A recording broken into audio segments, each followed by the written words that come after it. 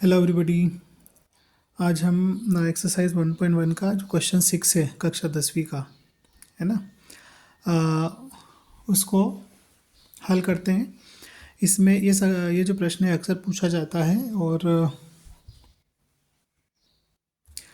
तो ये प्रश्न अक्सर पूछा जाता है।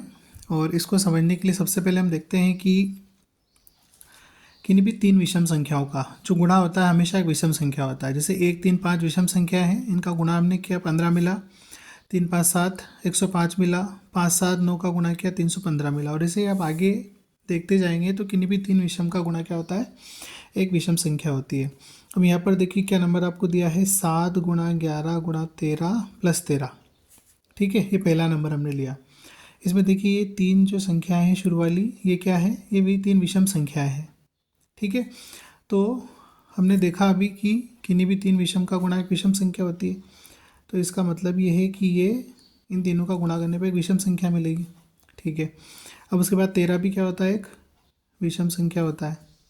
ठीक है, अब यहाँ पर देखिए आप किन्हीं भी दो विषम को आप अगर जोड़ते हो तो आपको क्या मिलता है, एक सम संख्या मिलती है। मैंने 1, 3 को जोड़ा 4 मिला, 3, 5 को जोड़ूंगा मैं 8 मिलेगा। उसके बाद में 5 और 7 को जोड़ूंगा 12 मिलेगा, और ऐसे आगे संख्याएं मिलती जाएंगी।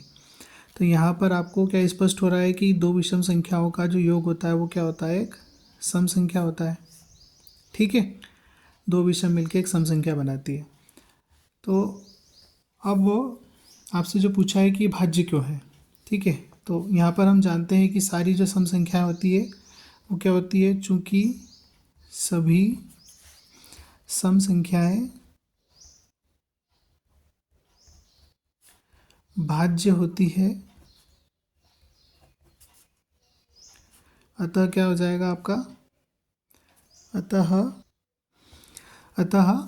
आपकी 7 गुणा 11 गुणा 13 प्लस 13 एक भाज्य संख्या हो जाएगी। ठीक है, तो ये पहला सवाल हमने सीखा, समझा। अब इसी में दूसरा एक और आपको दे रखा है। अब देखिए दूसरी संख्या हमारी है 7 गुणा 6 गुणा 5 गुणा 4 गुणा 3 गुणा 2 गुणा 1 प्लस 5। ठीक है, तो इसमें हम जानते हैं, देखो यहाँ पर 5 और 2 गुणनखंड है, और हम जानते हैं कि किसी भी संख्या के अभाज्य गुणनखंडों में यदि 2 गुणा 5 है तो वह संख्या शून्य पर समाप्त होती है। ठीक है, इसका मतलब ये है कि 7 गुणा 6, ये यहाँ से यहाँ तक जो संख्या है, 7 से लेकर 1 तक की जो गुणा में संख्याएँ दी है, इन सबको आपस में गुणा करने पर आपको जो संख्या मिलेगी वो शून्य पर समाप्त होगी, है ना।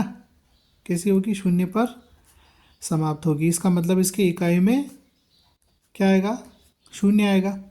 ठीक है, और इकाई में शून्य आएगा और उसमें 5 जुड़ेगा, मतलब आपकी जो फाइनल संख्या मिलेगी, अंतिम संख्या जो होगी इसका गुणा करने पर, उसमें क्या आएगा, इकाई में इकाई का अंक 5 होगा। ठीक है, और इकाई का अंक 5 होगा, तो ऐसी सभी संख्याएं जिनमें इकाई का अंक 5 होता है वे सभी कम से कम 5 से तो विभाजित होती ही है। ठीक है, तो हम यहाँ पर लिखेंगे कि वे सभी संख्याएं जिनकी इकाई का अंक 5 होता है वे सभी 5 से विभाजित होती है, अतः दी गई संख्या जो है वो एक भाज्य संख्या है।